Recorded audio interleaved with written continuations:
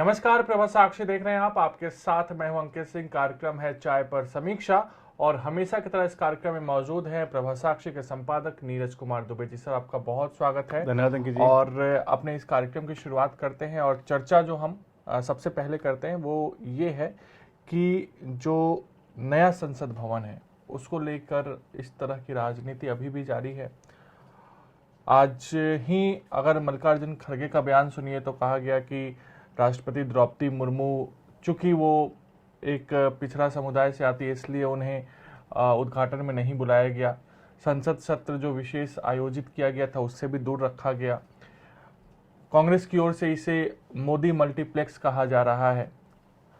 Sir, Congress उस संसद में गई, राहुल गांधी ने तारीफ भी किया, सभी सांसद बैठे भी। बावजूद इसके कांग्रेस इस चीज को प्रचारित करने में क्यों लगी है, उसके खिलाफ लगातार क्यों बात कह रही है? देखिए, संसद बन गई और उसमें सब लोग वहाँ पर गए और विधायी कामकाज शुरू हो गया।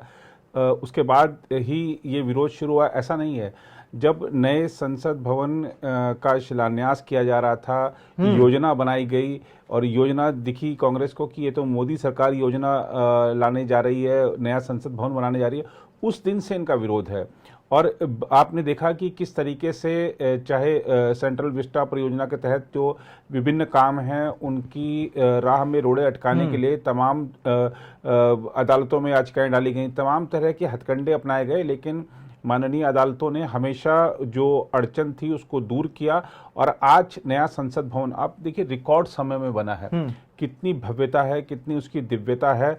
और अब तो आप देखिए कि वहाँ पर उसका जब हमने देखा था कि किस तरीके से प्रधानमंत्री जी ने जब वहाँ सेंगोल स्थापित किया था, तो वो लोकतंत्र का जो मंदिर है वो वाकई में एक मंदिर बन चुका है। क्योंकि जैसे होता है ना, प्राण प्रतिष्ठा अगर हो जाए तो उसके बाद तो वो मंदिर अब हो गया। अब वहाँ पर आप पूजा अर्चना करिए, आप कर सकते हैं।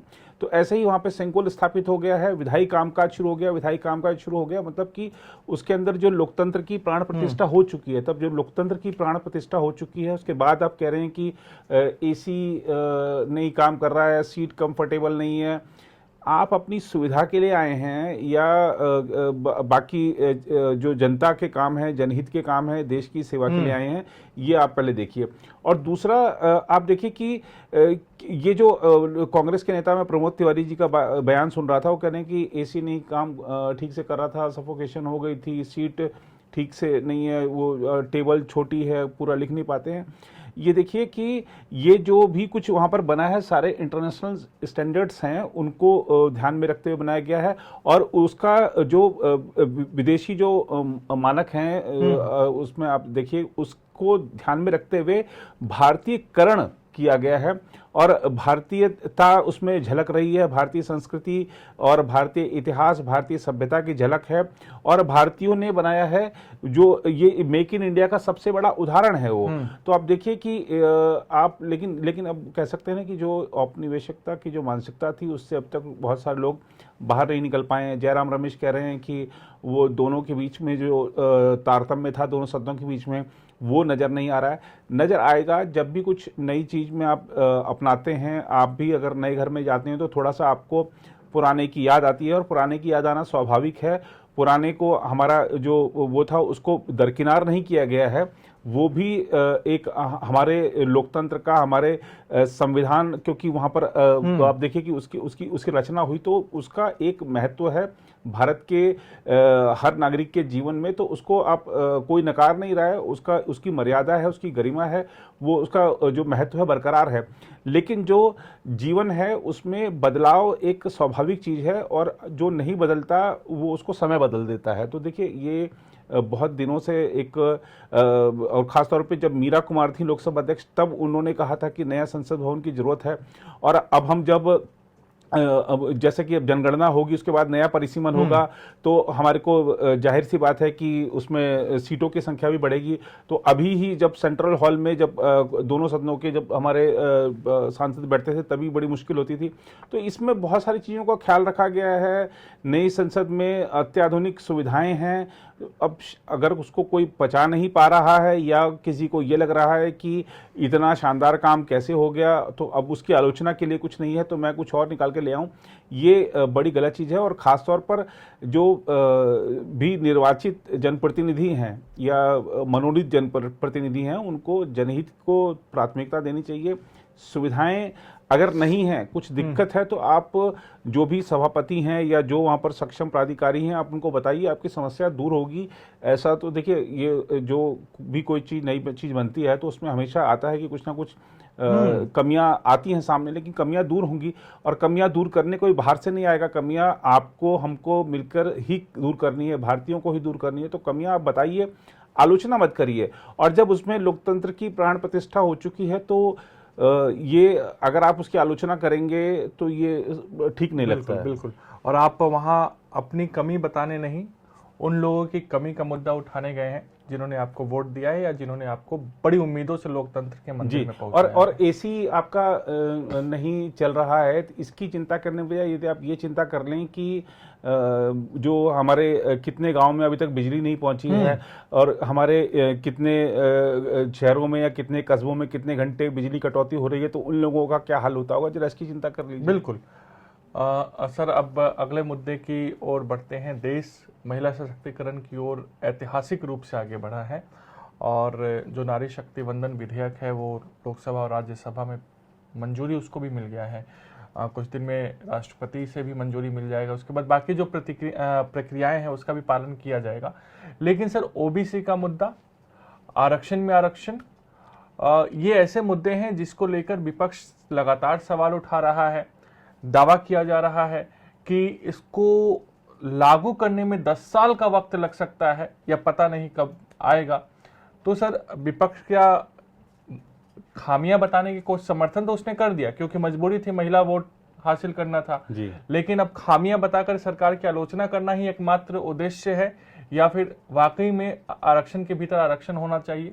जी, देखिए, एक तो पहली बात तो ये है कि जब वो आज ओबीसी की मांग कर रहे हैं, जब वो लेकर आए थे ये बिल, तब भी उन्होंने ये प्रावधान नहीं रखा था कि हमें खेद है। हाँ, तो खेद है तो लेकिन आप आज खेद जता रहे हैं, आपने उस समय क्यों नहीं कहा था जब ये बिल लाया जा रहा था, आपकी सरकार जब लेकर आई थी? तो अब आपने अपनी बात रखी संसद में और सरकार ने कहा है कि अभी जब इसके जो रूल्स सामने आएंगे तब सारी चीज़ें क्लियर होंगी। और अभी पहली बात यह है कि जब तक परिसीमन नहीं हो जाता, जब तक जनगणना नहीं हो जाती, तब तक आगे बढ़ ही नहीं सकते हैं। और वो अगर ये कह रहे हैं कि हम आज से लागू कर दें, तो आज से लागू करेंगे तो वो अन्याय होगा, क्योंकि महिलाओं को हो सकता है कि पूरा न्याय नहीं मिल पाए। बिल्कुल। तो ये और हो सकता है कि किसी और के साथ अन्याय हो जाए। तो ये देखिए, जो अमित शाह के शब्दों में वायनाड रिजर्व हो जाए। जी। तो ये जो भी कानून बनता है वो भारत की संसद से, उसका उद्देश्य यही होता है कि हर एक को न्याय मिले, हर एक को इसका लाभ मिले। तो हर एक को लाभ और हर एक को न्याय के लिए जरूरी है कि उससे पहले की सारी प्रक्रियाएं पूरी हो जाएं।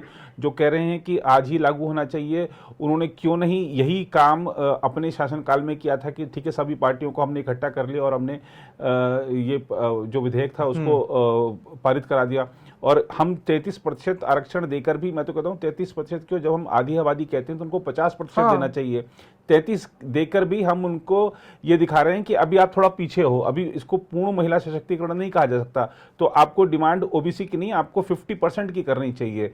तो ये जो, और ओबीसी के, देखिए एक चीज़ और है कि मैं ये बहुत बार देखता हूँ कि ये जाति जनगणना और ये सब चीज़ें, देखिए अगर हम जब एक चीज़ कह रहे हैं कि एक भारत श्रेष्ठ भारत, और एक भारत ही श्रेष्ठ भारत हो सकता है अगर हम समाज को जातियों में बांटेंगे, वर्गों में बांटेंगे, धर्म के आधार पर विभाजन करेंगे, तो हम एकजुट नहीं हो पाएंगे। और ये हम सबको समझना होगा कि एकजुट भारत की जो शक्ति है उसका मुकाबला दुनिया की कोई ताकत नहीं कर सकती। और अगर हम बटे रहेंगे, हम ओबीसी पर ही ध्यान देंगे, हम इस वर्ग पर ध्यान देंगे, हम उस धर्म पर ध्यान देंगे, तो हम आगे नहीं बढ़ पाएंगे। और दुनिया जिस तेजी के साथ आगे बढ़ रही है उसमें हमारे को जो उनकी जो गति है, उस गति को पहले तो उस गति से हमको मैच होना है, फिर उस गति से हमको आगे जाना है। अगर हमको दुनिया की तीसरी अर्थव्यवस्था बनना है, दूसरी अर्थव्यवस्था बनना है, पहली अर्थव्यवस्था बनना है, और अगर हम यही सब आरक्षण की राजनीति में पढ़कर रह जाएंगे और हम अपने वर्ग, अपने धर्म और उसकी चिंता ही करते रह जाएंगे, तो ये हम आगे नहीं बढ़ पाएंगे। अपने धर्म की, अपने वर्ग की, अपने समाज की चिंता जरूरी है, लेकिन वो प्राथमिकता नहीं होनी चाहिए। प्राथमिकता राष्ट्र की चिंता होनी चाहिए और एकजुट होकर देखिए। और ये जो पार्टियां आज समाज को बांटने की कोशिश कर रही हैं, दुर्भाग्य से कह सकते हैं कि ये राजनीति के फेर में ऐसे पड़ गए हैं कि इनको सत्ता की लोलुपता दिखाई दे रही है। इन्होंने दशकों तक देश में शासन किया है और ये इस बात को समझते हैं कि इसका क्या दुष्प्रभाव होंगे, उसके बावजूद ये इस तरह की डिमांड्स कर रहे हैं, तो ये गलत है। और आज हमारे जो युवा हैं, आप देखिए कि अपनी योग्यता के आधार पर पूरी दुनिया में उनकी धाक है ना। तो वहाँ पर बाहर जाकर वो कोई यहाँ से कोई सर्टिफिकेट लेके गए हैं, उस वजह से उनको कि वो किस धर्म के हैं, किस जाति के हैं, किस समाज के हैं, उसके आधार पर उनको वहाँ पे नौकरी नहीं मिली है, योग्यता के आधार पर मिली है। तो और ख़ासतौर पे कौशल प्रशिक्षण, जिस तरीके से सरकार के कार्यक्रम चल रहे हैं, तो सबको कौशल प्रशिक्षण लेना चाहिए। धर्म की, आरक्षण की राजनीति से थोड़ा सा दूरी बना के देखिए। एक चीज़ हमारे संविधान में साफ है कि आरक्षण जो है वो जब तक सभी हमारा जो समाज है सब समान नहीं हो जाते तब तक आरक्षण जारी रहेगा।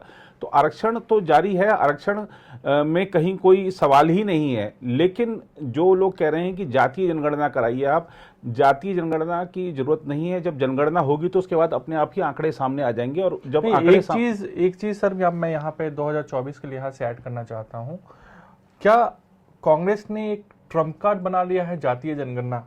रीजनल पार्टी को साथ लेना है जी, रीजनल पार्टी के मुद्दों को उठाना है, इसलिए कांग्रेस अब जातीय जनगणना बार बार हर समय कह रही है। राहुल गांधी ने भी कहा, यहां तक कि राहुल गांधी ने यह भी कह दिया कि हमने जो कराया है उसको आप रिलीज कीजिए, नहीं तो हम कर देंगे।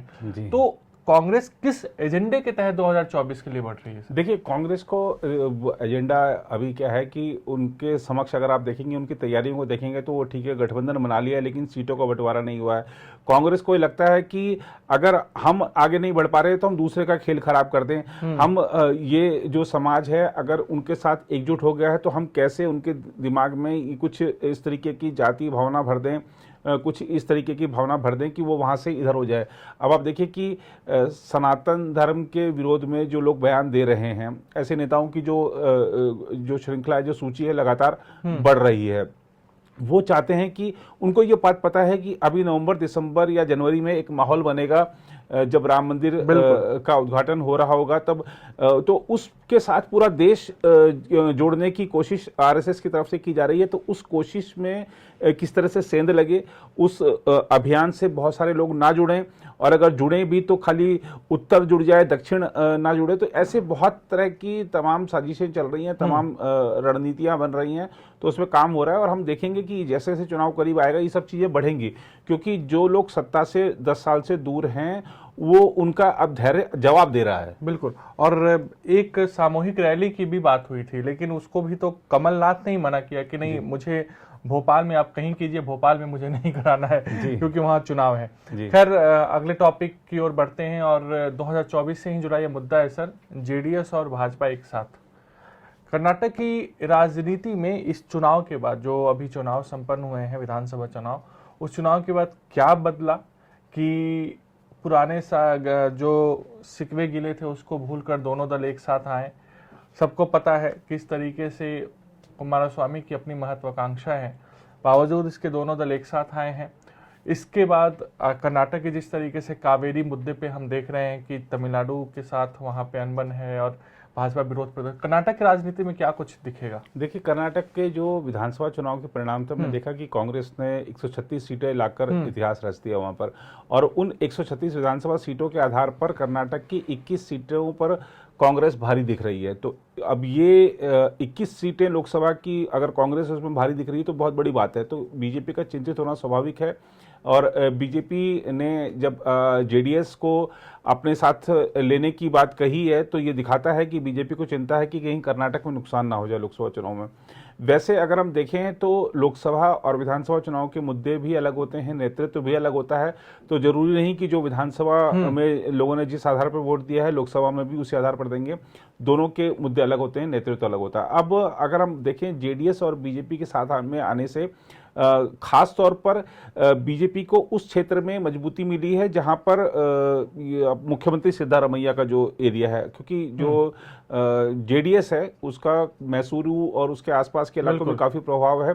और वहीं पे एक चामुंडेश्वरी देवी जी का जो मंदिर है वो सीट से ही शायद सिद्धारमैया एमएलए भी हैं वरुणा से। हाँ, वरुणा से। तो वो शायद 2 सीट से लड़े थे, शायद चामुंडेश्वरी से नहीं लड़े थे या जो भी है, तो वो लेकिन वहां से विधायक रहे हैं वो। तो उनका वहां पर अच्छा प्रभाव है। तो ये जो ये जेडीएस है उसका भी उसी इलाके में अच्छा प्रभाव है, तटीय इलाकों में अच्छा प्रभाव है।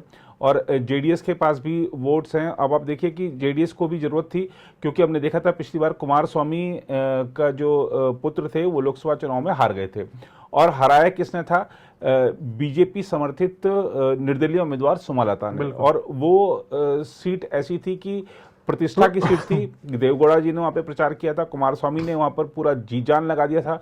मैं खुद उस संसदीय क्षेत्र में गया था, हमने देखा था कि किस तरीके से जेडीएस, क्योंकि उस समय सत्ता में थी, वहां पर मुख्यमंत्री थे उसके कुमारस्वामी, तो उस समय धन का प्रवाह भी वहां पर हो रहा था, ऐसा हमने देखा था। लेकिन चूंकि हमारे पास कोई सबूत नहीं है, तो इसलिए मैं दावे के साथ नहीं कह रहा हूं ये बात को। तो अब लेकिन हमारे को वहां पे बहुत सारे लोगों ने बताई थी सारी चीजें कि पैसे मिले हैं उनको। लेकिन अब आप देखिए कि वो सीट उसके बावजूद वो हार गए थे वहां पर। लेकिन अब अगर वहां पे बीजेपी के साथ उनका समझौता हो गया है, तो जाहिर सी बात है कि कुमारस्वामी को ये भी था कि उनके जो बेटे हैं वो लोकसभा पहुंचे। तो दोनों की जरूरत थी, और दोनों ही अपनी अपनी जरूरत और अपनी मजबूरियों के चलते, क्योंकि जो ये चुनाव था, विधानसभा चुनाव, उसमें आ रहा था, पहले हमने देखा था कि किस तरीके से किंग मेकर बन सकते हैं कुमारस्वामी। किंग मेकर तो क्या बने, उनकी सीटें पहले से घटकर रह गई। तो नुकसान दोनों को हुआ है, बीजेपी को भी हुआ है, जेडीएस को भी हुआ है, और दोनों पूर्व में सहयोगी रहे भी हैं, साथ में आए हैं, मजबूरी है। और लेकिन हमको ये भी ध्यान रखना चाहिए कि जेडीएस का इतिहास धोखा देने का रहा है और साथ छोड़ने का रहा है। तो जेडीएस आज आई है, तो कब तक बीजेपी के साथ रहेगी ये गारंटी के साथ नहीं कहा जा सकता है, लेकिन फिलहाल लोकसभा चुनाव तक तो साथ में रहेंगे।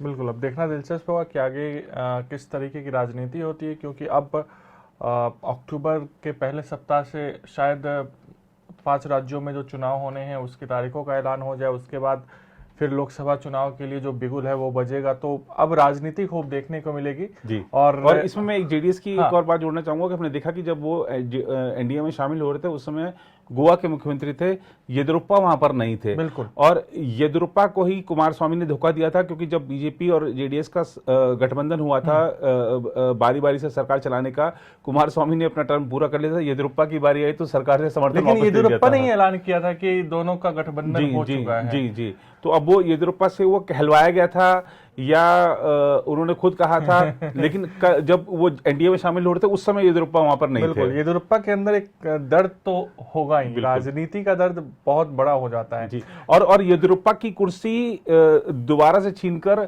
कुमारस्वामी फिर से मुख्यमंत्री बने थे कांग्रेस के समर्थन से। जबकि जनादेश एक तरह से येदियुरप्पा के साथ, कुछ सीटें भले ही ठीक है रह गई थी, नंबर्स में पीछे रह गए थे, हल्का सा पीछे रहे थे 5-7 सीटें, और कुमारस्वामी तब भी बाजी मार गए थे।